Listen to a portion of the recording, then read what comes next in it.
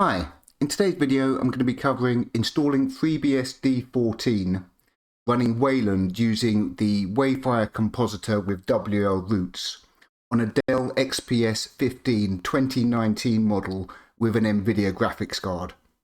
That's right, Freebsd 14 with Wayland running on an nvidia graphics card. Let me switch across to the browser here, and this is some photos of the machine I'm using. This is a Dell XPS 15 2019 model with a GTX 1650 nvidia graphics card. What I'm going to do is tell you how to get this set up, explain what works on the hardware side and on the software side, and take you through lots of tips and tricks that will be useful to you. So first of all, on the FreeBSD forum, first thing I came across about Wayfire, which is the WL roots compositor that I'm using for Wayland, was this message: found 0 GPUs, cannot create backend, failed to open any DRM device. So I saw this before I actually decided to try and get this working, and thought, okay, that doesn't look good, but maybe it's possible, and it is, and I'm going to show you how. So what I'm going to do is come across to some notes that I've been going through. So what I'm going to do is just come across to YouTube here and show you the previous video I did about this FreeBSD 14 Wayland. Okay, and what you'll see here is a video I did about 10 days ago, FreeBSD Wayland desktop with Wayfire, and this was running on my old 2011 MacBook Air 11-inch with 4 gig of RAM. Okay, so what I'm going to do is actually expand upon this video and show you the steps that you need to go through to get this working with NVIDIA on the Dell XPS 15, and also some new tips and tricks that will be useful to you. So what I'm going to do is actually come across to my notes for that video and show you the actual difference. So the difference, there's only a couple of bits of difference in the setup for the Dell XPS 15 compared to the MacBook Air. So on the MacBook Air, what we were doing is installing some drivers that we needed. Basically, we had to install libva-intel-driver, libva-utils, drm 515 kmod. And that required us to put in our mixertui.rc.conf kld_list equals i915kms. Okay, so that was the setup on the MacBook Air, and that was all working. So I was figuring, okay, maybe there's something that we can actually do to get this working. So I had a look at RoboNoogie on YouTube, and he's got a video about getting NVIDIA set up. I think it was done about last year. And from that video, I got a couple of tips. And those were the packages that we needed to install and some things we needed to add to our KLD list, which is kind of like the sort of modules that get loaded, basically. So here's the secret sauce. This is what you need to do to get this working.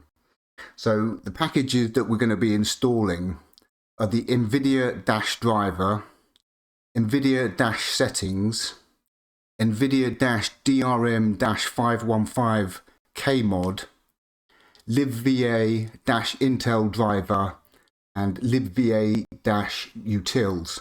Now this particular machine has got sort of Intel and NVIDIA graphics cards, basically. Let me just have some more tea. So this is the next bit of the secret sauce. And I'm going to give you a tip about the sysrc command as well. So the sysrc command can be used to edit your etc.rc.conf, or you can add it manually. But what we need to do is add these particular modules to be loaded. Okay, so what we do is sudo sysrc kld_list plus equals, and what this plus equals does is it will append these items to the KLD list in your rc.conf instead of overwriting the content. So we do plus equals i915kms nvidia-modeset nvidia-drm Linux and Linux 64. Or what you can do is manually edit the etc rc.conf file and then basically add this section in. So that's the only difference really between getting this set up on the NVIDIA graphics card, my Dell XPS, compared to my old 2011 MacBook Air. So what I'm going to do is actually go through and show you some other tips and tricks on getting this set up and show you what actually works and what doesn't. So first of all, what doesn't work on the hardware? Everything works. There's only two things that don't work and one has a fix. So if config, you'll notice that there is no Wi-Fi card showing up. However, if I do pkg search Wi-Fi, what you'll see down here is this thing here, wifibox dash IWL Wi-Fi, and this is a wireless card driver via virtualized Linux. Wifibox, I believe, is a virtualized Linux environment that allows you to use wireless cards that are supported on Linux on Freebsd. I haven't actually got into that, but it looks like it is possible using Wifibox to get the built-in Wi-Fi drivers working on the Dell XPS 15.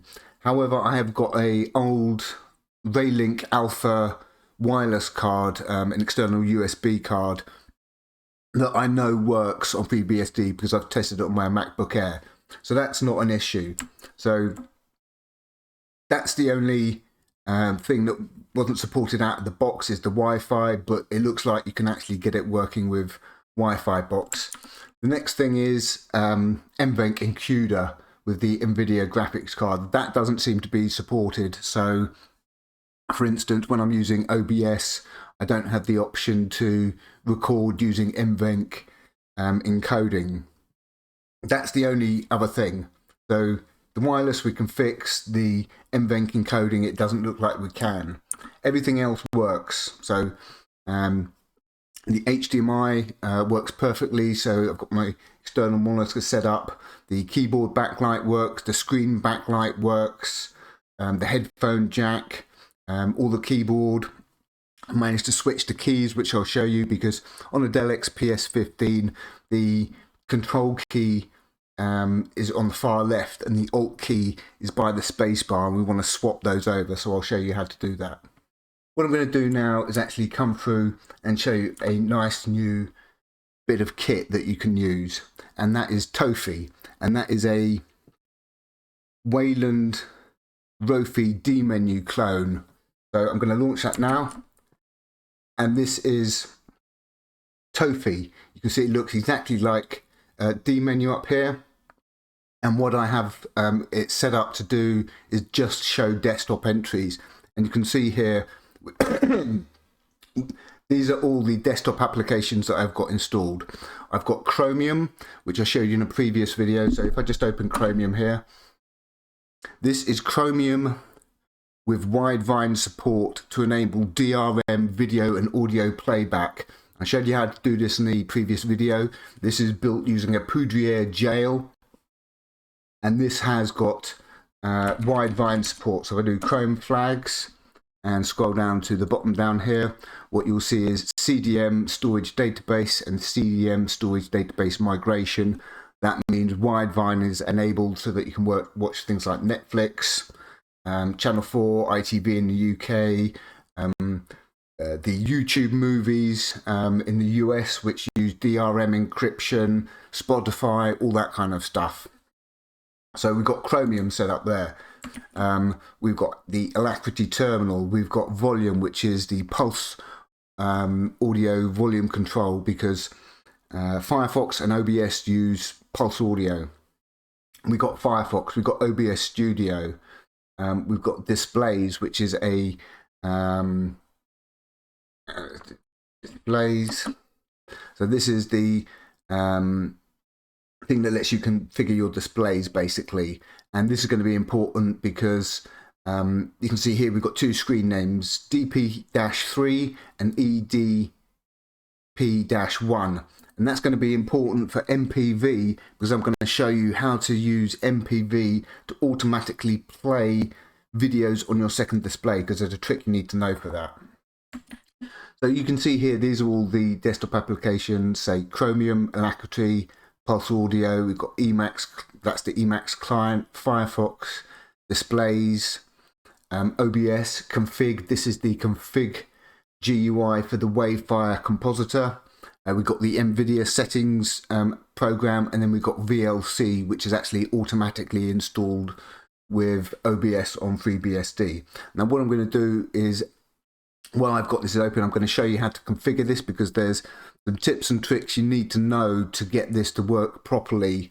And I'm also going to show you how to shorten all these names that are displayed here, because by default in your application launcher, things like Firefox will be called Firefox Web Browser. OBS would be called OBS Studio. Config would actually be called the Wayfire Config Manager. And then VLC would be called the VLC Media Player. What I'm going to do is show you tofi. So first of all, what you need to do, PKG search tofi. It's like rofi, but with a T, okay? Tofi, tiny dynamic menu for Wayland. I also saw this mentioned on Brody Robinson's channel with a few tips on getting the best performance out of this by explicitly setting the font path to the font you're going to use. But there was one thing that had me stumped here with the background color for the menu. So what I'm going to do is actually come into the tofi config. Tofi, okay. So this is tofi. So the configuration file is .config tofi config. And basically this has got two modes. You can either run in the dmenu mode that I showed you, or in a typical rofi mode where it comes up with a big overlay on top of your application showing you a list. Now the important thing about this application launcher, which is vital, is that it works even when applications are full screen. So you can see here this application is full screen, but tofi still comes up at the top of the screen, so that's really important. The other thing I'm going to do is actually show you how you can, while my brain's still working, how you set up Wayfire so that it doesn't start up with a panel. And I'll explain why you don't want a panel. Okay, so back to tofi. So these are the important settings. Anchor top. So this sets tofi to be run at the top here. Now there are several different ways you can run tofi. You can run, if you just run tofi, it will start it up like a typical sort of dmenu kind of clone, where it just shows all the binaries on your application, but you don't, on your system, but you don't want that. You want tofi-d run, and what that does is that just shows the applications that have got desktop launchers. So anchor top, so that sets this to be at the top. We've got the background color, hex color here, sort of an off black. Border width, what we need to do is set the border width to be 0. drun launch equals true. And then what we need to do is actually set the font path. So by default, what happens is it uses Pango, which does a font lookup, and that delays the startup because it's got to look up the font before it renders it. So what you do to improve the startup time is you actually specify the full path to a font. In this case, I'm using Fira Code Bold, which gives us this nice thing here. I would recommend Fira Code Bold because we're not going to be using hinting for the fonts, and if you don't use a bold font, it can look a bit pixelated. Okay, we set the font size, the height, And we set here the hint font equals false. Okay, so we don't hint the fonts because that improves the rendering time as well. Horizontal true. Min input width. What this does is this controls the input size. So as you can see here, if you set like by default it'll have a input width, and you can see as I start typing here, the text comes up. So for example, if you had a input width of 100, what that would do is that would make a gap of 100 pixels here, and then it would list all the applications. So you'd have a big gap, and the text wouldn't be butted up to the left of the screen. So we don't want that. So we set the min input width equals 0. And what that does is that kind of removes the left padding on there. It's not the, you can see I've got padding left here, all this kind of stuff. You need min input width equals 0 to remove all the padding to the left. And that's not going to interfere with you actually typing out the name of the application. So let me just escape this. Number of results. So this is the number of results that actually show up by default in the menu, and you want to set that to something like 10. The more results you have that is going to render by default, the longer it will take to launch. So outline width. Now this is another one that's really important. The rofi menu that tofi can do, you know, how it comes up. What it does is by default it has a big border around the menu, right? And when I was setting this up, and the border color is something like magenta. So what happened was every time I was launching this, instead of me being able to see all this text and everything, it just coming up with a big magenta bar, and I couldn't figure what the hell it was until I realized the outline width is related to the border, which pulls in the border color. So we set the outline width to 0. We set all these padding options, padding bottom, left, right to 0, and padding top 8.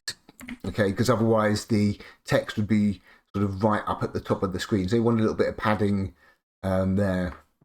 So 8. These set up font size 10, height 30, and padding top 8. Get it sort of centered properly like that. Then we've got the prompt color. We've got the prompt text. So you can see here, this is a little prompt, you know, like you get a shell. Prompt color, the input color, result spacing. We've got the selection color. So this is when something is selected. Yeah. The text color and the width. So the width is 100%. So that goes the full width of the screen. So that's tofi. So that's the config for tofi. Now what I'm going to do is move on and show you how to reduce the names that are displayed in the tofi menu. So if we come into local share applications, what you'll see is I've actually copied all the default applications that I use into this directory and modified them, and I'm going to show you how to do that. So by default, the desktop application launchers on Freebsd are installed in user local share applications. So you can see here all the desktop entries for the applications. What I'm going to do is show you how we copy these from this location to local share applications and modify them. So what we do is we do a cp user local share applications like Chromium to local share applications. Okay, we do this, copy the applications we want to modify from that directory into our local share applications. Okay, so what we're going to be doing is actually modifying these in some different ways. There are some applications where I want to reduce the name that it shows up in the launcher, and there are some applications I want to hide from the launcher as well. I'm going to show you how to do that. So first thing, simply here, I think this might be called Chromium web browser by default. Let's have a look. Let's use a local share applications Chromium web browser. No, I know why I copied that one. Okay, important one. This is important. This is vital if you're running Wayfire, and in this case, what we need to do is change this exec line. You can see here, exec by default is just going to be Chrome %U. What we need to do is add in this -- ozone - platform equals Wayland. Okay, so that's what you need to do for Chromium. So that's why we copied that across, and I've run out of tea. Otherwise, Chromium won't launch. Okay, so that's first tip for Chromium. OBS Studio, by default, this is called OBS Studio. So all you need to do is edit the name here and just change it to OBS. Okay, and that will basically make it come up as OBS. Emacs. So what we have is Emacs and the Emacs client, and they both create desktop entries. I'm always going to be running the Emacs client, so what I want to do is hide Emacs from showing up as an entry in the tofi launcher, and this is done by adding this line at the bottom here. Hang on. Hidden equals true. So copy the Emacs desktop file from user local share applications desktop emacs.desktop to ~/.local share applications, modify it and stick hidden equals true at the bottom. And then for Emacs client, what I did was the name for that by default is Emacs in sort of parentheses client. So I just changed that to Emacs. Okay. Firefox, again, Firefox is going to be called Firefox web browser.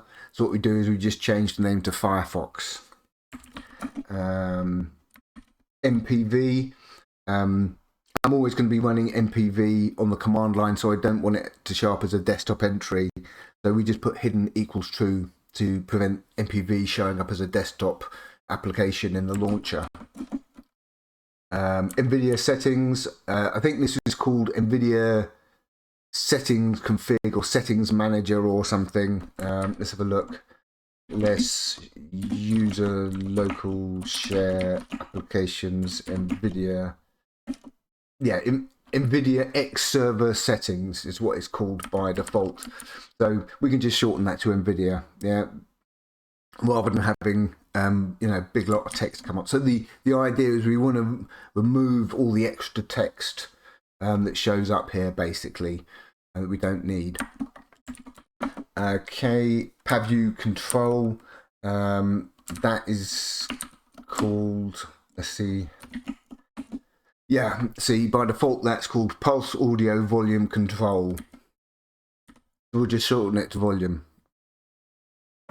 Okay, Qt5 CT desktop, that's a application for setting the theme for Qt5 applications like OBS Studio, so that you can set the dark mode.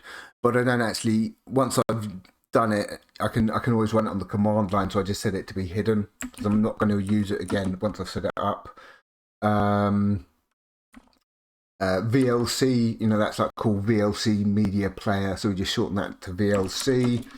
Wayfire config manager, I changed that from Wayfire config manager to just config, because otherwise when you're typing Firefox, you're going to have to choose between the Wayfire config manager and Firefox, which would be annoying. So when I type Fire, I just want Firefox to come up, not the Wayfire config manager. So we just change that to config.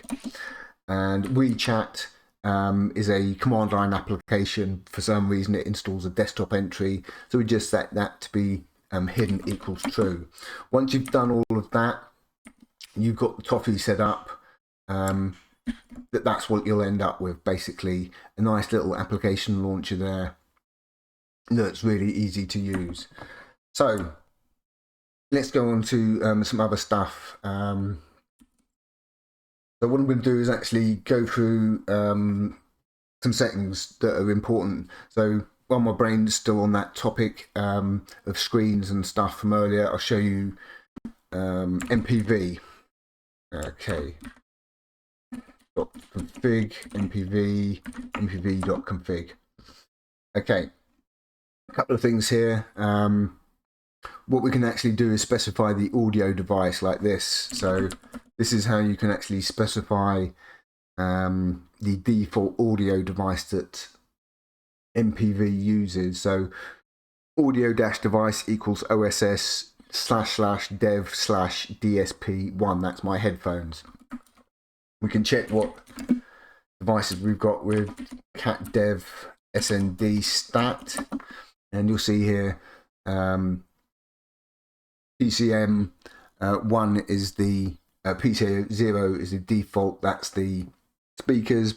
PCM 1 is the headphones. PCM 2 is HDMI, and PCM 3 is my USB mic.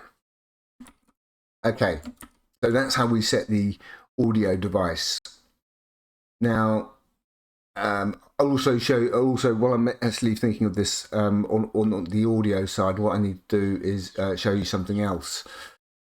Sorry to get switched back and forth, but just while I'm thinking of it, because this is important. There is a. I showed you in this video here how you can set up virtual OSS. Audio for OBS Studio, so that you can actually record SND IOD audio, which is used by things like Chromium. Firefox uses Pulse Audio by default, and so does OBS Studio, so you can capture the audio from Firefox but not from Chromium. So in this setup guide, what I was basically doing is showing you how to get up virtual OSS set up. But what you need to do is actually I should have put that in. I didn't. So hang on, let me just switch to my root.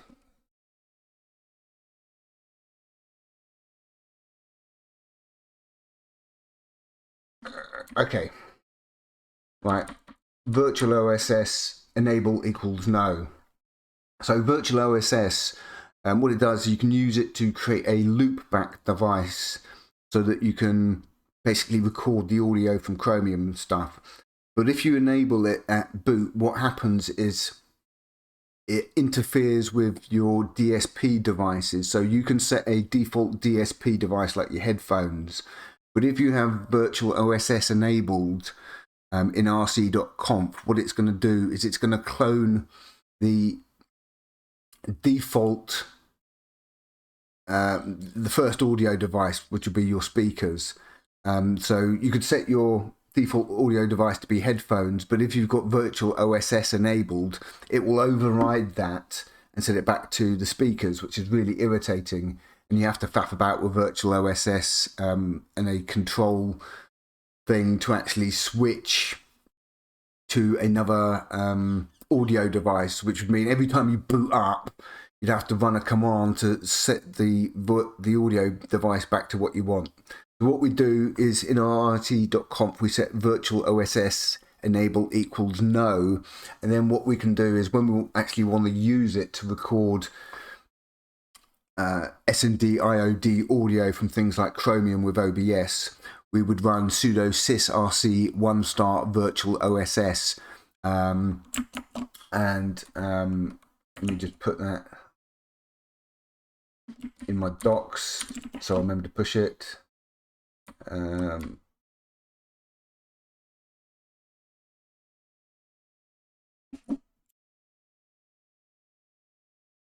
Let me just put this in while I remember.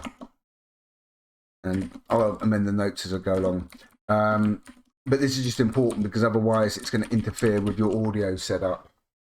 So in this bit here, what I was basically saying is you set up virtual OSS, you set it to enable no, and then you can basically do sudo service one start virtual OSS. And then as root, what you can do is create the loopback device and replace the device name you want to capture here. So this would capture the speakers. If I wanted to capture the audio from the headphones, I'll do that. And then you can record in OBS, but that's just a little tip if you've set up virtual OSS and you're wondering why your default audio device is not working. Okay, so while I'm on the audio device thing, which is related to MPV, as I just sort of showed you here, the default audio device, what you have is it in bootloader? Is it? Sometimes I forget. No, it's in your sysctl.conf, okay? This is where you can set the default audio output. So to set the default audio output in your sysctl.conf, use hw.snd.default_unit equals 1. 1 will be the headphones, 0 would be the speakers. And what you can also do is use all new audio devices automatically by adding this code here. So hw.snd.default_auto equals 1. And what that means is, suppose you boot up without anything plugged in, any headphones or anything plugged in, then you plug your headphones in, it should automatically switch to your headphones, and then when you unplug the headphones, it will switch back to the speakers. But this only applies to things that a new device seems to be something that's not connected when you boot up. So if you boot up with your headphones, so if you set the default audio unit to 0, your speakers, and this to 1, and you boot up with your headphones plugged in, it's not going to switch to the headphones because it's kind of not a new device, as it were. It was already plugged in when you booted up. So the using new devices seems to be after you've actually booted up, and then it will be a new device, if that makes sense. Also here, this is something you need for Chromium as well, and this is a tip from RoboNoogie to improve the responsiveness and change the responsiveness from the server to the desktop. So that's just a bit on the audio side of things that I wanted to cover.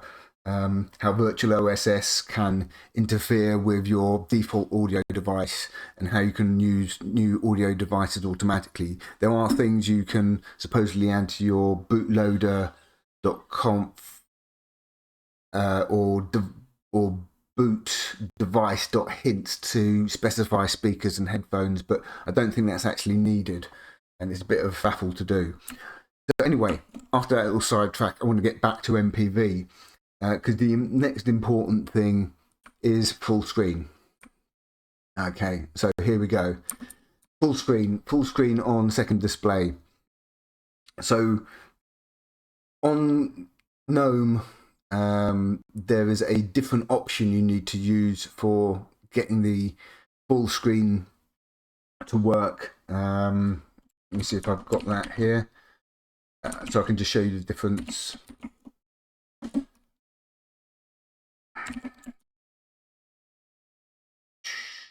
So I just want to show you the difference between the two.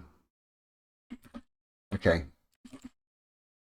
So on GNOME, running Wayland, what you can do is in your mpv.conf, you can have fs-screen equals 1, and that will set the video to be automatically displayed full screen on your second display because it's a 0-based index. Screen 0 would be your laptop, screen 1 would be the external display. However, these options don't work on Wayfire on WL roots, and this is something that's kind of really critical to me. Every time I open a video, I want it to be opened full screen on the second display. I don't want to have to constantly move a video across to the second display every time I open it. So after a bit of faffing about, I figured out what the option is. These are two options you need here: fs and fs-screen-name equals. Where do we get the equals from? The display application. So as you can see here in this application here, W displays, we've got DP3, that's the external monitor, and EDP-1. So this is how we figure out the screen name. Okay, so we want DP-3. We put that in our mpv.config and it will work and basically automatically open videos on the second display full screen. So that's something really important to actually get set up. And I just wanted to cover that. So what I'm going to do is actually go through my doc files and just see if anything rings a bell that I need to actually point out. So one thing really important: input. Okay, so as I said, Dell XPS 15, the keyboard layout, what you have is on the left side of the keyboard you've got control, function, the sort of super key, then alt, then space. So what we need to do is actually swap control and alt. That's vital. So what we need to do is we come into our wayfire.ini. So Wayfire is the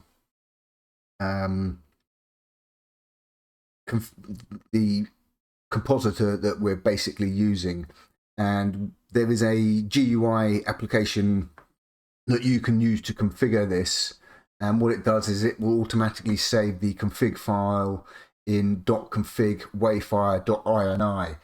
You can create a .config wayfire directory and put wayfire.ini in there, but then the GUI application doesn't pick that file up.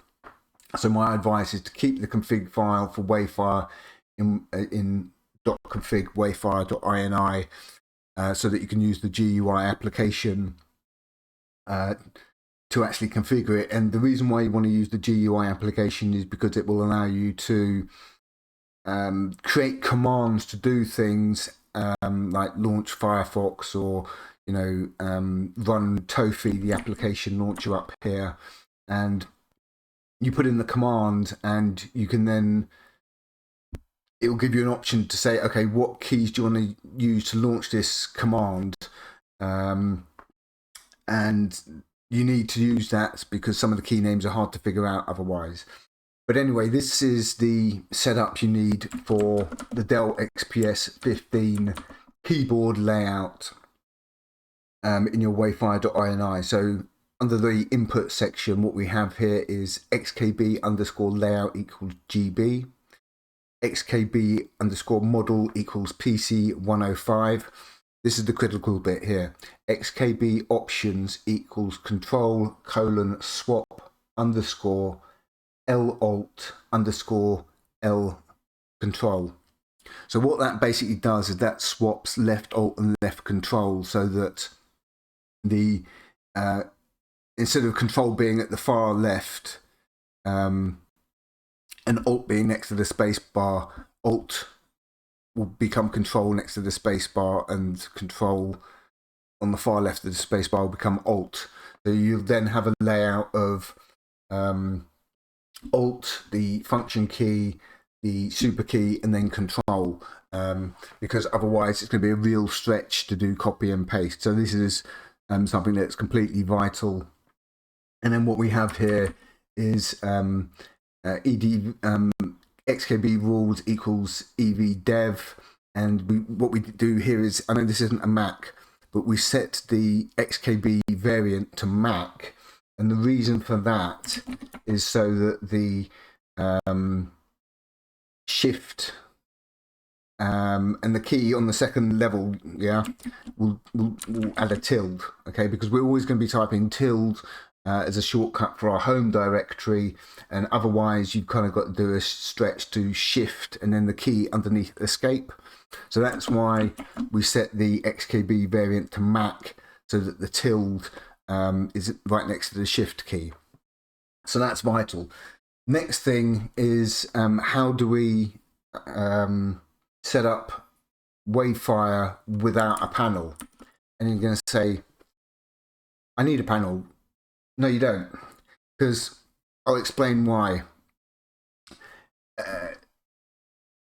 Two reasons why you don't want a panel, because we've got the application launcher up here, yeah? So all you're going to be having in the panel is the time list, realistically. You can have like an applet for the volume, so but you can see here volume, so that's the pulse audio volume here, but we can launch that as a GUI application, so there's no need to actually it's faster to launch the volume by using tofi rather than coming up here, clicking a little drop down and then selecting stuff and faffing about, okay? So realistically, all you'd be having, because you on FreeBSD there is like a network manager for Ghost BSD, but it's a bit clunky and not great. So you're going to be using the command line to change networks and stuff like that. So all you'd be having up here is a clock. So do you need a panel just for the clock? Because I say I've got a clock down here in Emacs and I've got a clock in Tmux here. So and I'm always going to have applications full screen. So that was another annoyance. Every time with a panel, it was really annoying because every time I opened an application on a window in a new workspace, I was having to put it full screen so that, because otherwise, for example, I'll show you Emacs, this is full screen. If I take this down here, you can see it's got a title bar. If I had a panel as well, that would push the content down to like here. So you'd be losing, at a guess, sort of 80 to 100 pixels just to have a clock up here. And why do you need that if you've got it in there? So the other reason is it actually makes Wayfire a lot faster to actually start. It actually starts up a lot faster without the panel, and also when it opens Windows, because it doesn't have to figure out, okay, there's a panel there, so I need to resize it so that, all that kind of stuff. So it actually makes Wayfire start up faster and the actual Windows render quicker without the panel there. So what I'm going to do is actually show you how to set up WF. Okay, this is the section here. I don't need this. What I need to comment that bit out. Okay, so this is the bit here. Auto start. So in your wayfire.ini file, what you have is auto start, and what we do is auto start WF shell equals false. WF shell is the thing that controls both the panel and the desktop picture, the lovely icon here. So what we do is auto start WF shell equals false, and then we have background equals WF background. So .config WF shell, and what you'll see here is the background. So up at the top here, this is the background, and this is the path to the FreeBSD lynchmob.jpg that is set as my desktop background. And if you go to Vermarden's site, if you search for Vermarden FreeBSD wallpapers, he's actually got a link to a lot of old wallpapers for FreeBSD, where you can actually download this wallpaper. So that's how you can set up Wayfire and WF shell not to use a panel. There's two parts. In your wayfire.ini, you have auto start. The auto start WF shell equals false, and then background equals WF background. And that's a tip from a GitHub issue that was actually recommended by the developer of Wayfire. So that's all good. And then in your WF shell.ini file, you actually have the background, and you can actually set that. I open the config here. So in the config, so this is the Wayfire config manager, and this is where you start stuff up, and this is like the command. So this is the tofi drun thing here. So what you can see is what you do is to create the keyboard shortcut for tofi in the Wayfire config manager, we open command, click plus, and then we fill it out like this. Type regular command tofi-drun, and then what you do is you press here, this will be empty, and then you press the keyboard shortcut that you want to use. And you can see why I'm suggesting that you use the GUI applications, because otherwise it's extremely difficult to work out sometimes what the actual key you pressed is here, because you can see here it's super capital key _A,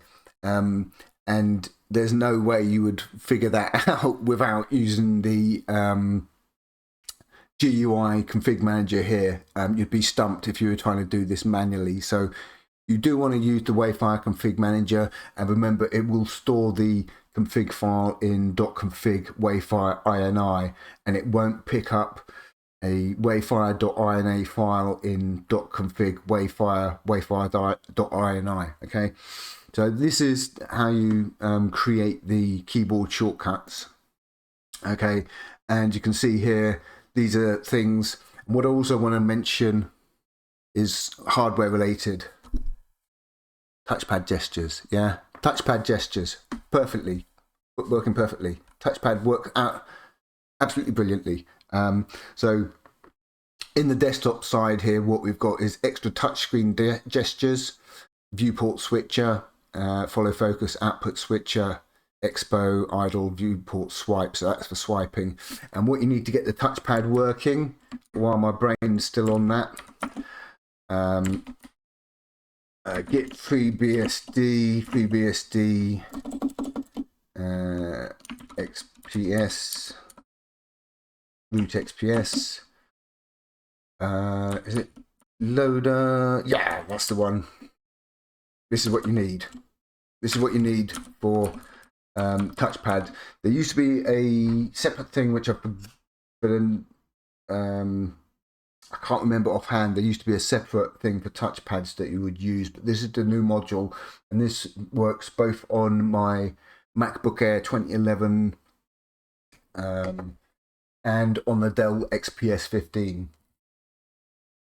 So what you need is WSP_load equals yes in bootloader.conf, and that is how you set up the touchpad. Is there anything else? Yeah, I want to cover mixertui as well while I've got that set up, which I'll show you.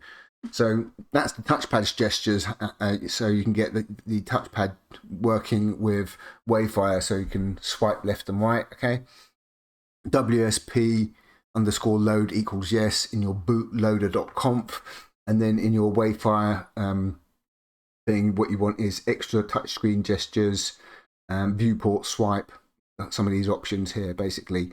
Okay, and you can see here this is how you configure the panel. So you can put in stuff like here.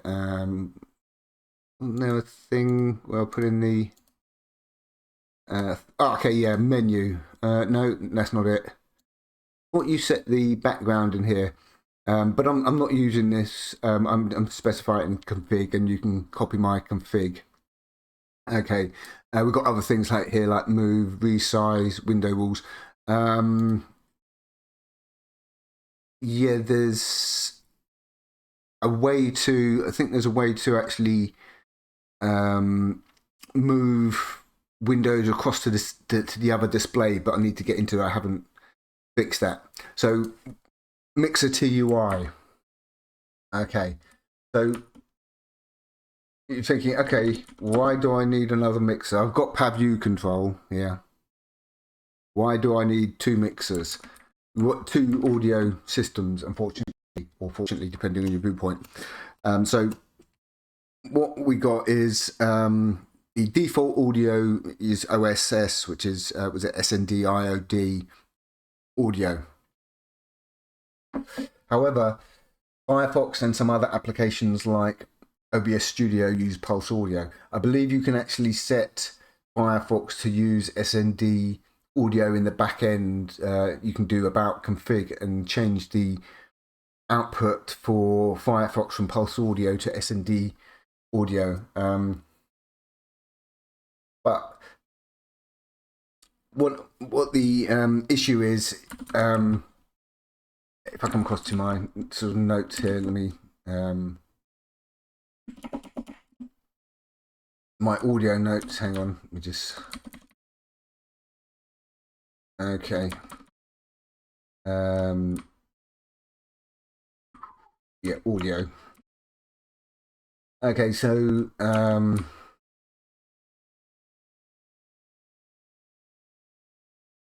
setting the if I just run mixer, hang on, mixer,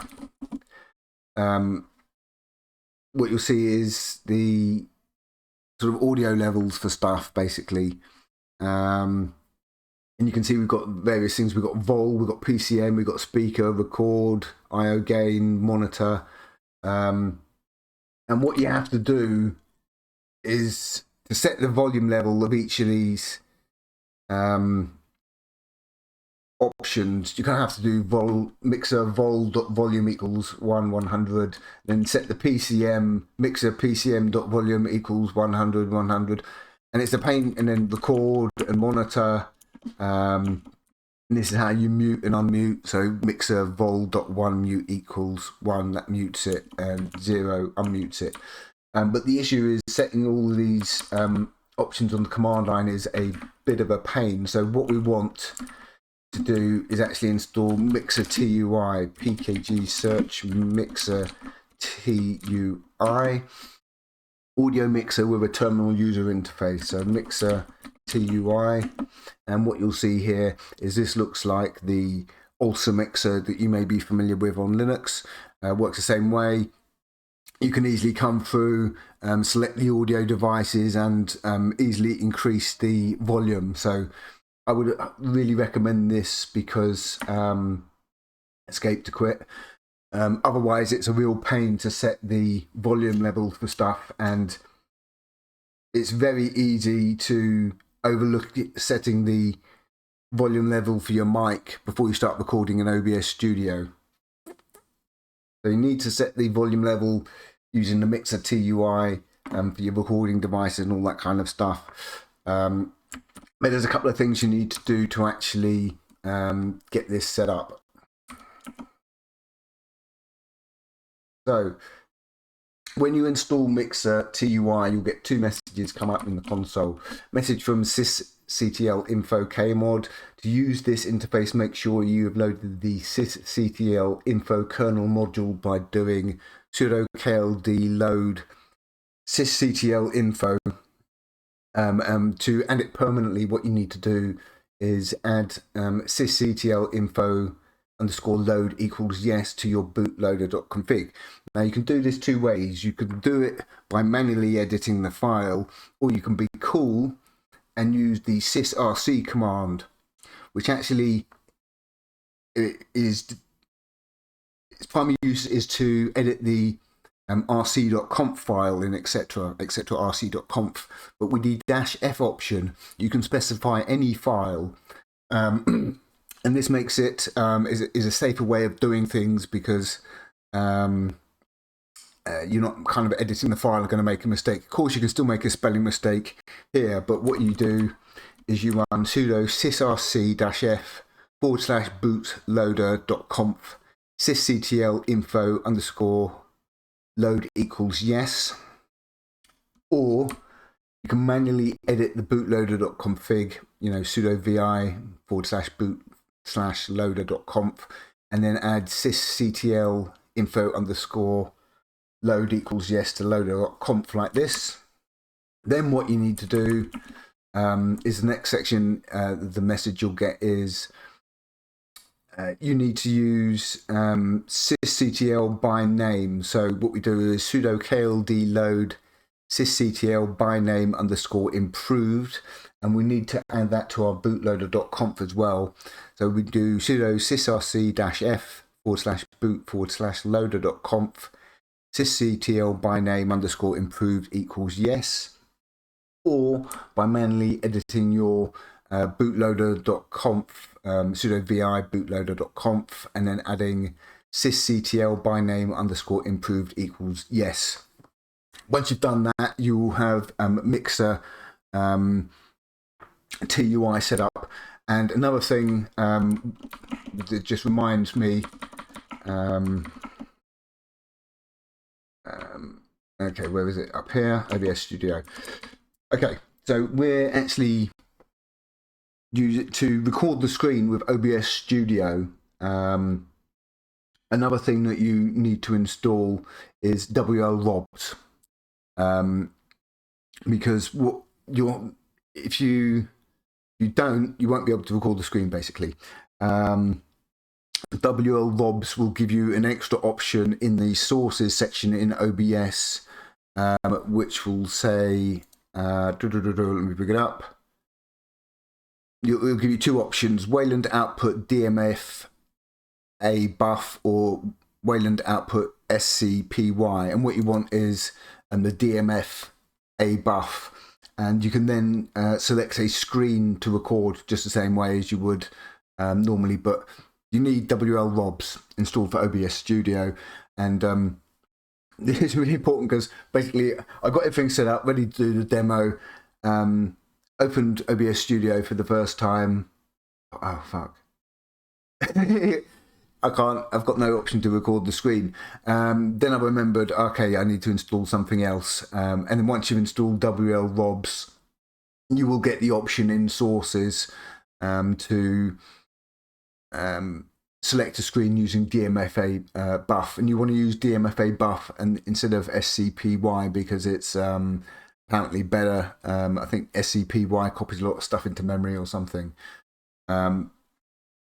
But that's just something while my brain was thinking about it. And also with OBS Studio, if you've been going through the guide and watched the previous video, which I'd recommend, what you need to do for OBS Studio is create the vi.login.conf and need memory locked unlimited like this. So this is how we set the character sets, language. And then once you've done that, you do cap_mkdb ~/.login, and it should be login. I keep forgetting to change this. My bad. Conf. And that creates a sort of database, but you need that for OBS Studio. So what I'm going to do is just go through some stuff and refresh my memory of all the things I've gone through to set up. So what I'll do is I'll go through the root config files and I'll go through the dot files just to see if there's anything that sort of rings a bell about what I've got set up. So I've gone through a lot of this before in the previous guide. So we've got things like ASNI load, and these will be default. We want ZFS. We need nullfs and tempfs for Poudriere, which is the build environment. It's the package builder that lets us build the Widevine port for Chromium so we can watch DRM, encrypted audio and video.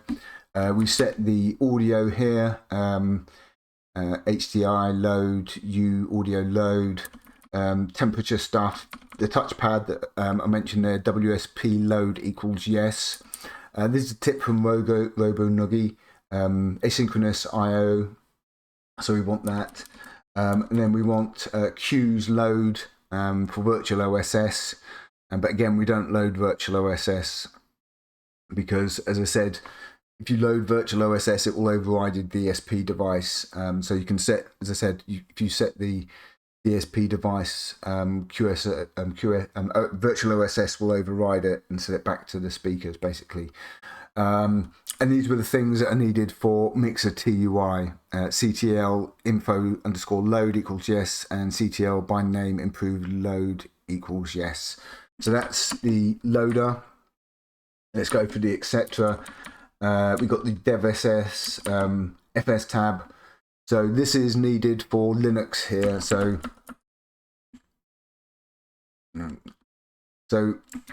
Linux. So this is needed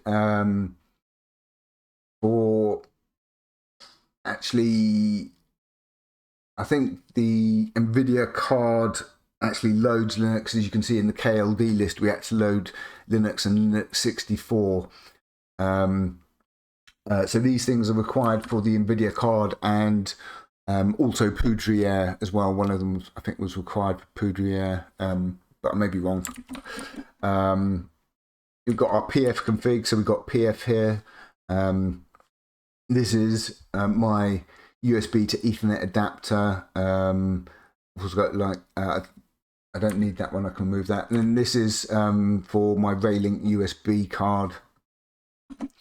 rc.conf. So rc.conf. Let's go through that. Just bring that down one level. ZFS enabled, clear temp, host name, if config on the sort of default device, shish enable no, PF yes, time and date. And then we've got powered here. So we got powered enabled, powered flags, performance and economy.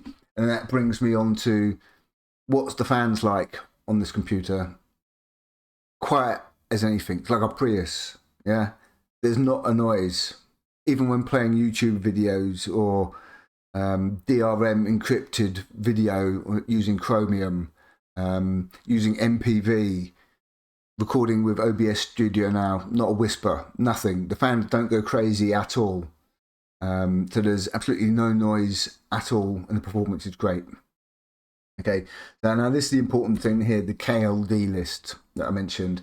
So KLD list equals nvidia-modeset, nvidia-drm. Oh, I've got that in twice. My bad. I don't know why I got that in twice. Okay. I was adding something, and so these are the things you need: nvidia-modeset, nvidia-drm, Linux 64, i9-15 KMS. You also want ext2fs, and what that does is that allows you to mount Linux drives like ext2, 3 and 4. I'm not sure if it's got write access. I think it might do. Okay, so then we've got seat enabled, seat D enabled equals yes. That's needed for Wayland.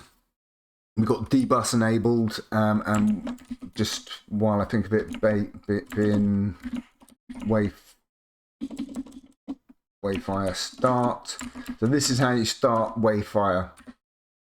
You can, if you just start Wayfire in the terminal. We're not using a login manager, so basically we just log in on the command line, username, password, and then we start Wayfire. And the way you want to start Wayfire is like this. You want to create a script, so I just call it Wayfire start or whatever. Exe dbus -launch -- exit with session Wayfire, and that will start Wayfire with dbus, and you want that for things like desktop notifications. So I have desktop notifications that come in from things like YouTube, and what will happen is they will show up in Emacs, because I use Emacs, the EDNC Emacs desktop notification server. So notifications will come up in Emacs. Notify send FreeBSD is awesome. Bang. Oops. And you can see there, notify send FreeBSD is awesome. So that's how you get desktop notifications working. And just something, am I on this one or this one? Yeah, dbus. Linux enabled, yes, we want that for various things. I think we need it for the NVIDIA primarily. Also here, virtual OSS enabled equals no. So again, we don't start virtual OSS by default because otherwise it's going to override the DSP. And so what you do is when you want to use it, you run sudo sys rc one start virtual _ OSS. SND IOD enable equals yes. That's the audio used by Chromium. We enable that so that we can, Chromium will play without that, but we need to enable that so that we can capture the audio with OBS. We got devs system rule set so that we can mount drives as our regular user. And these are the settings for my Raylink Alpha Wi-Fi. So WLANs run 0, WLAN 0 if config, WLAN, WPA, SYN, DHCP. So you then create, you create the WPA supplicant thing with your, the SSD and password and stuff. And if you have that set up and you boot up, it will just automatically connect to the Wi-Fi. So that's the, let me just see if I can find it, Alpha Raylink adapter. Yeah, like this. I think you get them for like 10 quid.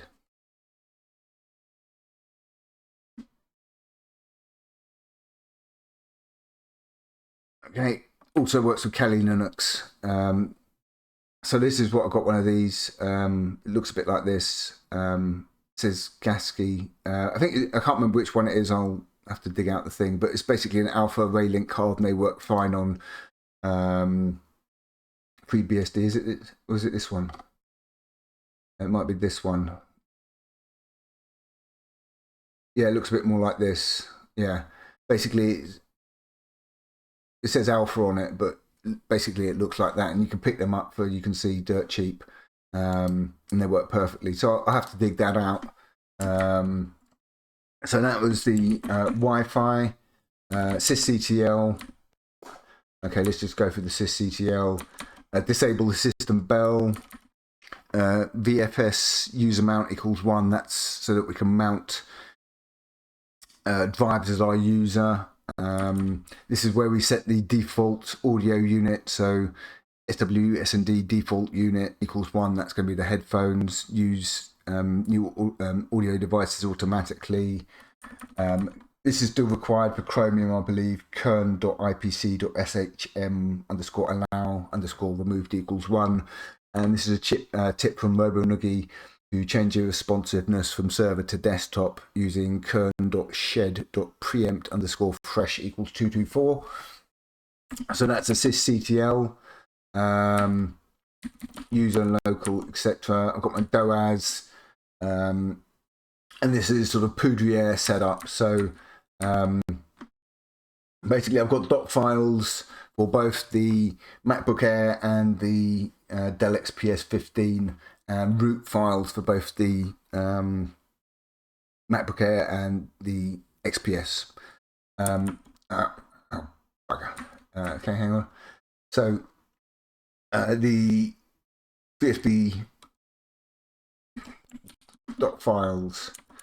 So what I'm going to do is go through ZSH EMV, a couple of things you need to set up, which I covered in the previous video, but these are the things you need to set, like your home. This is important, the XDG runtime directory, which are covered in the guide, amongst this lot. You're getting stuff set up, Wayland here. Yeah, this is how you create the XDG runtime directory.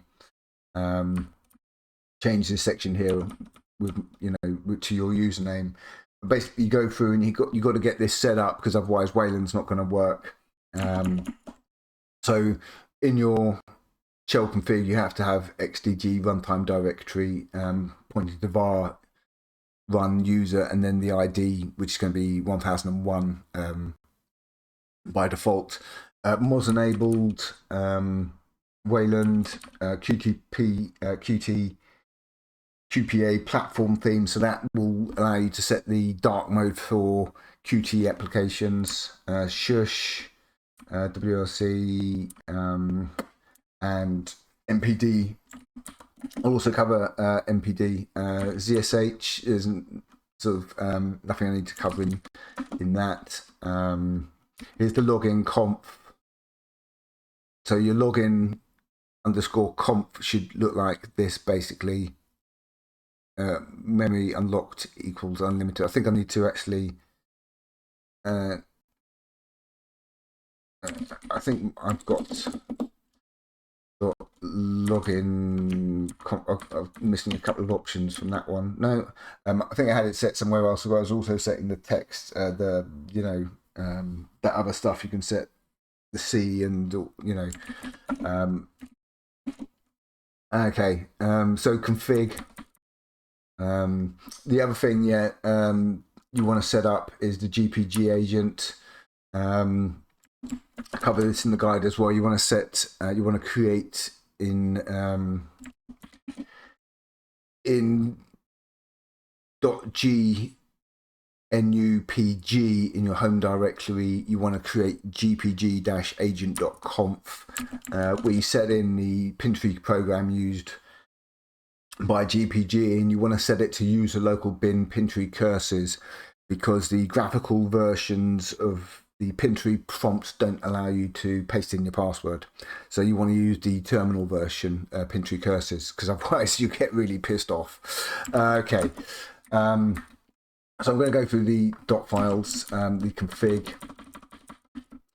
So is alacrity, nothing you need to go through any of these. GTK3 settings.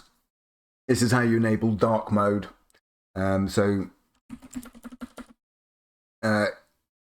in the settings.ini in the GTK-3.0 file directory in .config, you want something like this. I think some application I installed automatically installed Adwaita as a default theme. So basically what you do is GTK-icon-theme name equals Adwaita dark, GTK theme name equals Adwaita dark, and then GTK application preferred dark theme equals true.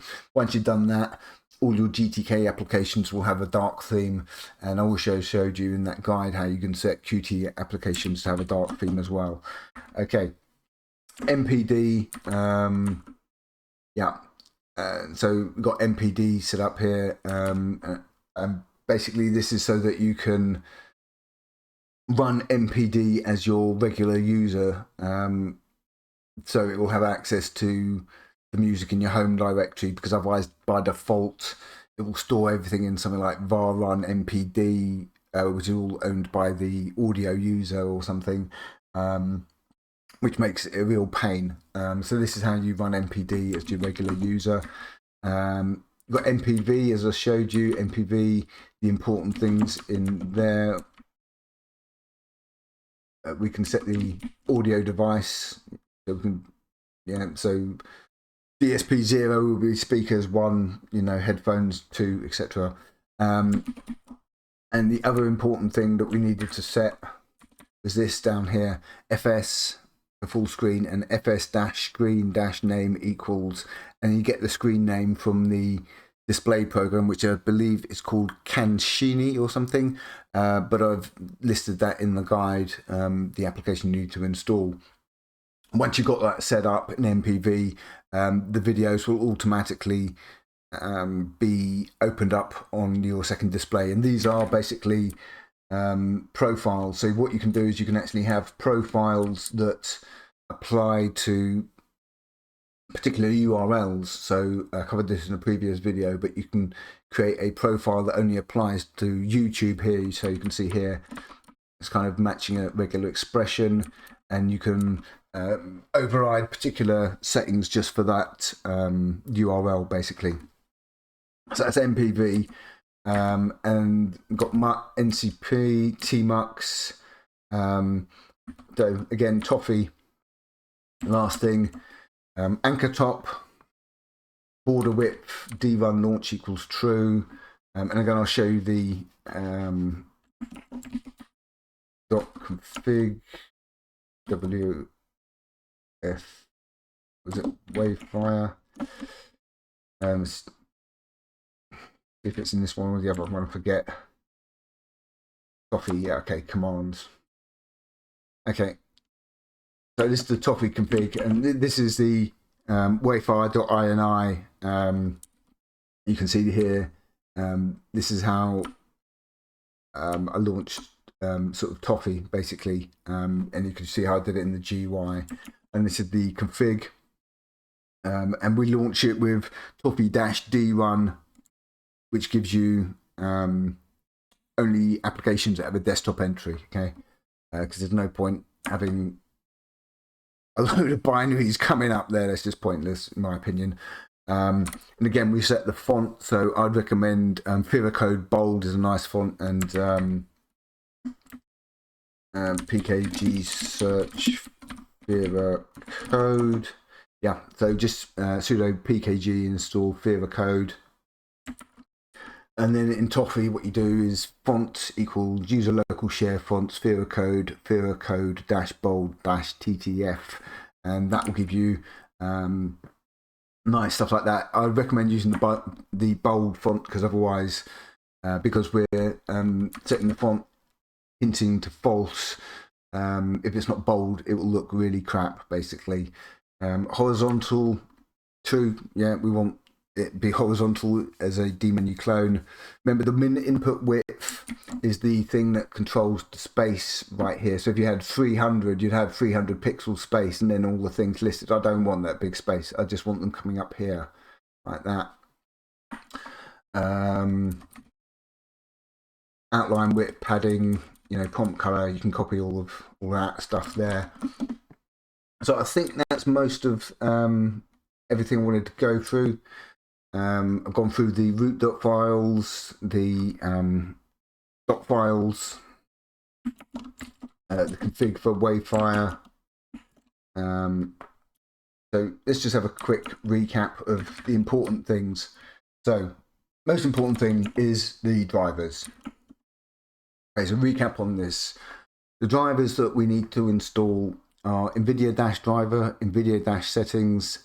Now, let me just do a search here, pkg search, because this is one thing that had me stumped. Okay, so what you'll see is you've got a couple of options. You've got nvidia-drm kmod, and what I think that did was that installed nvidia-drm 5110 kmod. Okay, so this is kind of like a meta package, I believe. So when I tried with the 510 kmod drivers, that didn't work. That didn't work on my MacBook Air either. I had to use the 515 on the MacBook Air.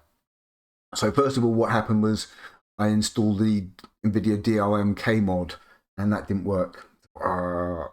What happens if I install the other one? So I uninstalled that and then installed nvidia-drm 515 kmod, as shown here. And I tried it and it didn't work. And I thought, okay, what happens if I then install the libva-intel-driver and the libva-utils? And at that point, what I had was nvidia-modeset, nvidia-drm, Linux, and Linux 64 installed. And it still wasn't working. And I thought, okay, what was happening basically was, first of all, the first stage I got to was no GPUs found. Then I got something saying waiting for DRM backend. I thought, oh, well, that's a bit of an improvement. Then, after actually installing these things, after switching to nvidia-drm 515 kmod, installing the libva-intel-driver and libva-utils, because this machine uses Intel as well. And then what happened was, you know, it wasn't working. So I also added in the i915KMS, typed Wayfire, and fuck me, the terminal and the desktop came up and it all worked. So it took a bit of detective work to actually get this working and figure out the correct packages and all that kind of stuff. But these two here, Linux and Linux 64, these were a tip from RoboNugi's site. And I also saw people mentioning you need NVIDIA mode settings. But so this is the setup. This is the secret sauce to get this working. The NVIDIA driver, NVIDIA settings, so that's the settings thing. nvidia-drm 515K mod, that's critical. libva-intel-driver, libva-utils, and this is the KLD list in our rc.conf. i915KMS, nvidia-modeset, nvidia-drm, Linux, and Linux 64. So those are the things you need to get set up to actually get this to work, okay? So that's what it's basically going to sort of look like in the rc.conf. And again, there is no nvenc and no cuda by the looks of things. So that's the one and only downside of this is you don't have nvenc encoding for OBS Studio, but that was really the only thing that I ever used it for. So I can live without it. It's not too bad. You know, nothing to grumble about. So that was the drivers that you need to get set up. The other thing that I almost forgot was you need WL robs for OBS Studio. Yeah, and this is what the login conf should look like, where you set the, I'll amend my thing there, setting the character set language in LC. Yeah, the other new thing was we set up mixertui, and the other thing was getting MPV to automatically open the video on the second display. So this is my setup guide for Freebsd 14 with Wayland using the Wayfire compositor, which is based on WL roots. And the other thing I should mention is for ages I was using GNOME with Wayland, either running Ubuntu, NixOS or Fedora on this machine, purely because that was the only thing that would actually run it on Linux. So, you know, people always say, oh no, you can't run WL root stuff with NVIDIA graphics cards. It's, you know, it's not working, it's not supported. And again, you know, when I was searching for Wayfire and NVIDIA on FreeBSD, this was the first thing I actually got mentioned. Found 0 GPUs cannot create backend, failed to open any DRM device. So, you know, it wasn't off to a good start before I even tried to install this, but to be honest, I was just so fed up with Fedora and GNOME, and I just got everything set up on the MacBook Air, and I just really had to get it set up on this machine as well. The issues with GNOME are basically that I think I saw a comment recently, so someone said, yeah, I installed GNOME and suddenly I've got iOS on my desktop. Yeah, it's like that. And basically, it's like a closed environment. There are no application launchers or anything that works with it. It's all done through extensions. And it's style over function, really is. So, you know, I've got a really nice application launcher like this. The other nice thing I wanted to mention about, I'll mention Fedora in a second, is Wayfire is actually really, really good. It's better than GNOME in my opinion, because what it's got, which is vital, is it's got independent workspaces per monitor. So if I switch workspaces on this display here, it's not going to change the workspace on the second display. Okay, which is really annoying. Suppose you're watching a video on the second display and you switch workspaces. You don't want it to suddenly switch the video to another workspace. You know, every time you switch one on the laptop, that would drive you nuts. So there's independent workspaces per monitor on Wayfire. That's something else I wanted to mention. Downsides for Fedora. A couple of things. One, it's completely different to Ubuntu, so a lot of the commands that you'll have learnt using Ubuntu don't work on Fedora, for example, when you regenerate your init RAM FSS, you've got to use something like called drar-cut on FreeBSD. Also, you have to manually add repositories for the audio and video for, you know, codecs and stuff. The other really annoying thing is you have some things are updated the terminal, and then some things are updated in the software center. So you know, you do an update in the terminal, but then you've also got to check the software thing because it will give you some updates there. And also, when you upgrade Fedora, say I upgraded Fedora from 38 to 39, it's just got a big button in the software center update. You just click that. Okay, great, that's nice and easy. But you have to switch back to the terminal. You've got to do something like group updates to update like all the video and audio groups that you installed using these repositories and stuff, which is ridiculous. So you've got some stuff that's updated in the terminal, some stuff that's updated in the software center. So you've got to use both. Also, DNF is unbelievably slow. The package manager, if I just come across here, you know, it's a PKG search, NVIDIA, bang, just spits everything out instantly, right? With DNF on Fedora, what happens is you've got all these additional repositories that you've had to enable for the audio and video.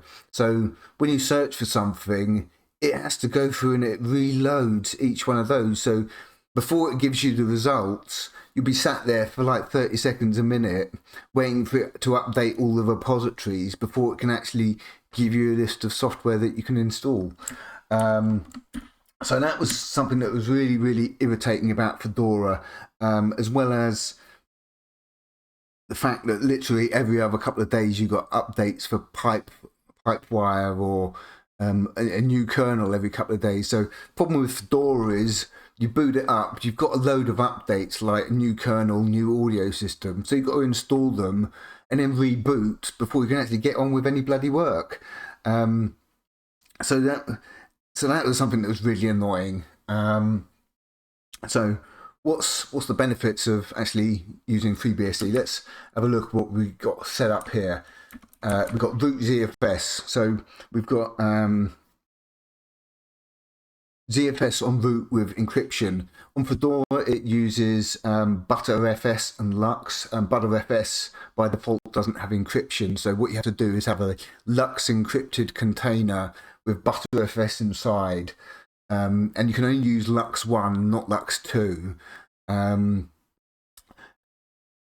The other thing is you can, with Btrfs, you can have a thing where you've got Btrfs snapshots for like boot environments, but you kind of got to go through all this setup, install something and change your grub file and everything.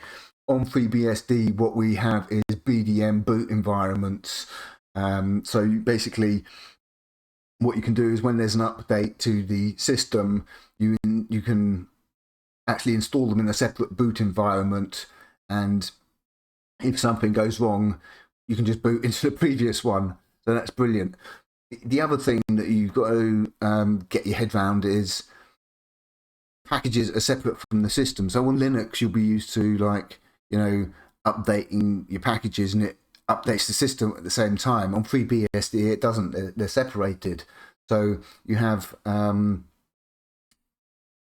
release, and all the packages are for that release. So, like, you know, 14, you have all the packages for 14. You've got release 14.1, and all the packages will then be upgraded to work with that release. So you don't have dependency hell. And you either update your packages, you know, PKG updates, and that's just going to update the actual packages. It's not doing the system. You're still on release 14, and then when release 14.1 comes out, basically what you do, if I've got BDM, okay, you basically set up BDM, you create a new boot environment, you install the updates, and you boot into that. So that's sort of another sort of advantage is the user land and the system are completely separate. And when you're updating your packages, you're not updating the system, as it were. Also, all the config files are kept separate. If you look on user bin, so this is like user bin here, you know, or you've got user sbin. So these are all the system sort of utilities, basically. Those are the system commands. Have a look, if you're on Linux, have a look in your bin directory. You see just full of everything. Everything just gets dumped in with the system configuration as well. So on Linux, basically, everything goes in one pot. On FreeBSD, everything is separated. All the user installed applications are completely separate. There'll be, you know, user local bin, okay. As you can see, YTDLP, XDG, you can see WF background, WF dock. So that's another really important thing to get your head around, is all the applications are installed separately from the system. So it's much cleaner. You're not, have a look in your bin directory on Linux and you'll see you've got all your system stuff coupled in with things like YTDLP. That's another kind of really important thing. No systemd. No systemd. Hooray. Starting services and stopping them on FreeBSD is so much simpler. You know, service start, service stop. That's it. Let's have a look in the top here. You can see top is kind of running in one screen. You can see OBS. It's only actually saying 11% in the OBS there, but that's another thing, is you have a lot less stuff running on FreeBSD, and it's so much easier to actually figure out what's running and what you actually set up and installed compared to Linux. Sometimes, you know, you just want to stop something and then you figure out it's using systemd, which calls some other package or something. It's like going to make a cup of tea and finding out you've got to turn the toaster on to get the kettle to work. Drives you nuts trying to figure out what's going on. It's just so much easier on FreeBSD. So another thing, some things work better on FreeBSD. Emacs, so much better on FreeBSD. On FreeBSD, you can install the Emacs-devel package, and that will install the latest version of Emacs. So I'm running Emacs 30, pure GTK with Wayland support, tree sitter, all that kind of stuff. On Fedora or Ubuntu, I had to build it from source. And a lot of the time on Linux, for years, had problems with packages, you know, not loading. So, you know, you do an update for your packages from Elpa and stuff, and you go to use something like it's kind of not loaded properly, or you know, it's not compiled properly, that kind of thing. Rock solid on FreeBSD, and I don't have to build everything from source. I mean, if I show you, I don't know if I've got it. I think it might even be Fedora Emacs build Fedora. So these are all the steps I had to go through on Fedora to build Emacs. Had to clone Emacs. Like, you got to do all this weird stuff on Fedora, like group install development tools. And also, I don't like the concept of the firewall where you got all these different zones. And then you kind of got to build all these dependencies, install all this stuff, you know, configure it with all these options, make it, go through all that palaver. Whereas on FreeBSD, all I have to do is pkg install Emacs devel, and that will install the latest version of Emacs. So how do other things compare, other applications compare to Linux? So this is Alacrity. Alacrity works exactly the same as Linux, no better, no worse, absolutely fine, no problems with it at all. It's an Emacs, much better on FreeBSD, much more solid. You can install the latest versions, no issues with things glitching out or anything like that. Firefox works perfectly. YouTube video playback, everything's absolutely perfect, no problems at all. Chromium absolutely fine, works perfectly well. And again, I've got Chromium set up with DRM, wideband DRM, so I can watch encrypted content. So that's FreeBSD 14 running Wayland using Wayfire WL compositor on a Dell XPS 15 with an NVIDIA graphics card. So yeah, it does work. And again, the only niggles are the Wi-Fi.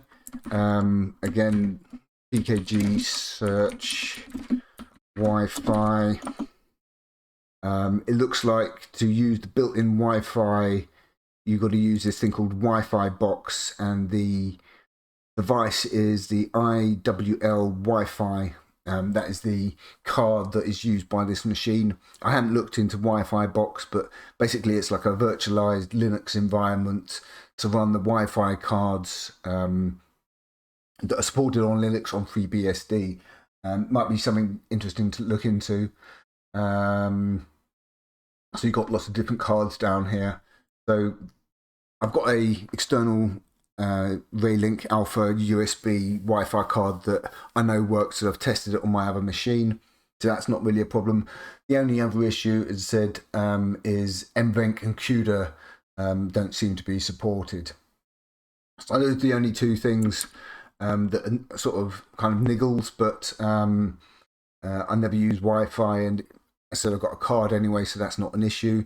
The only thing I ever used nvenc encoding for was in OBS Studio, so I'm not going to really miss that too much. That's not too much of a biggie. So yeah, absolutely great performance. There's absolutely zero issues at all, hardware or software side. So no fan noise at all. I mean, you haven't heard the fans kicking once while I've been doing this video. You know, I've played videos full screen in Firefox, Chromium, MPV. Not a whisper, nothing. Doesn't make a sound. Keyboard backlight works, screen backlight works, all the ports work. I haven't tested the SD card. I can change the keyboard layout. There's absolutely zero glitches with Wayland. There's no artifacts, there's no funny issues redrawing the screen or any bits of green or any of that kind of stuff. So there's absolutely zero issues with the hardware, and zero issues with the software or any of the config options that have actually gone through and used. Absolutely rock solid, great performance. It's really snappy. Let's see if I can actually record a bit of a video. So let's just open up my one here.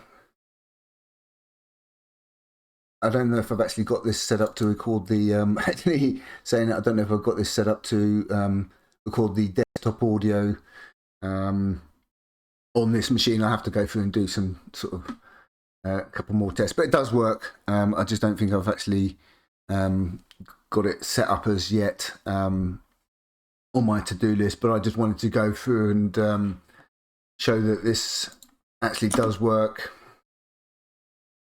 Zero issues. So this is the first video here, FreeBSD Wayland desktop with Wayfire, and that was on the MacBook Air 2011 with 4 gig of RAM. So we've got this FreeBSD 14 Wayland running on a 2011 machine with 4 gig of RAM and a Dell XPS 15 2019 with 16 gig of RAM. So we've got both old and new computers running FreeBSD with zero issues. And people always say FreeBSD only works on 20-year-old ThinkPads.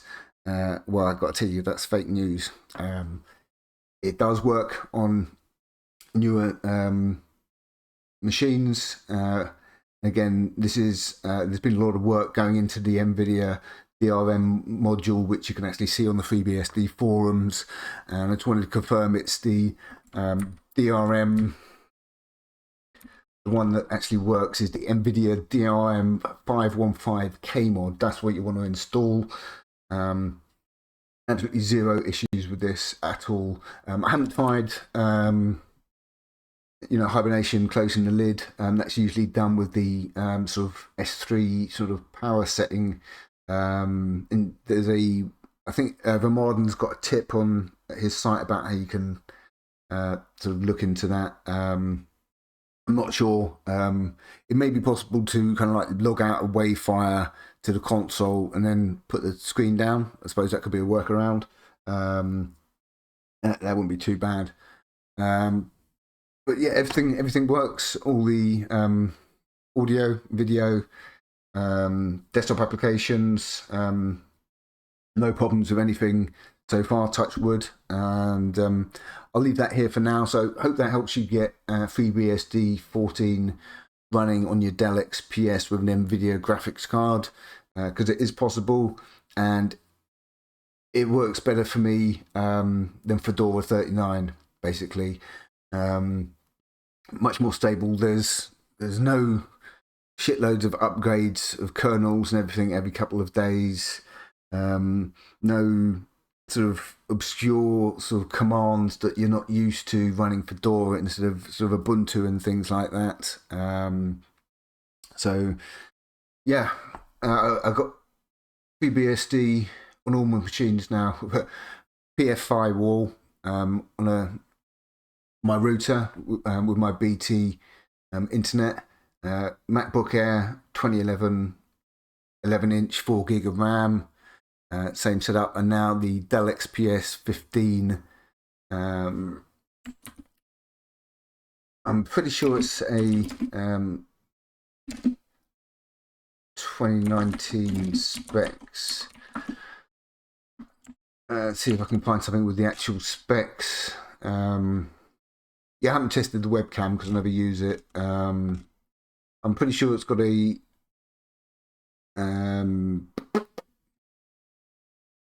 yeah, it's got really nice display, this. I'm just wondering if it's got anything about the actual specs in here. Of course not. I think it's a GTX 1650 graphics card. Let me just see if I can find it.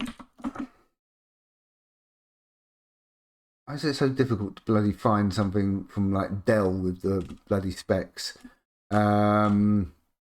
But anyway, just to prove this isn't a some elaborate hoax, and it's actually Linux, and I'm just faked it. Uname -a FreeBSD 14 release. There you go. Proof's in the pudding.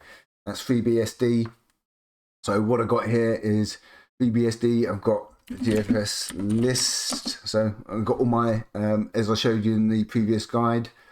Got home directory as a ZFS dataset, and all my all the directories in my home are also ZFS datasets as well. I've got Poudriere set up for building stuff. I've got boot environments. So yeah, and basically I've got ZFS encrypted root, Wayland, Wayfire, ZSH, Emacs, all the command line applications I want. NPD audio, OBS, got boot environments, got Unbound DNS server. Got ports. I can mount Linux drives, so I can mount all my Linux drives using the ext2fs kernel module. I got Chromium Widevine enabled. I got virtual OSS audio for capturing audio from applications like Chromium. So yeah, all good. Took a bit of while to figure out the secret sauce to get it working and the correct combination of packages and options and that sort of thing. But you know, a bit of persistence, and it's possible. So I'll have to respond to this sort of post, like no GPUs found, and put a link to this guide on the FreeBSD forum, so that you can follow along. But I'll put links to all this under the video. And again, this is the first video that you want to have a look at, because I go through a lot of the steps that I didn't mention here, getting Poudriere set up, that sort of thing, to get Chromium working. So I'll put links to all this under the video and hope that helps.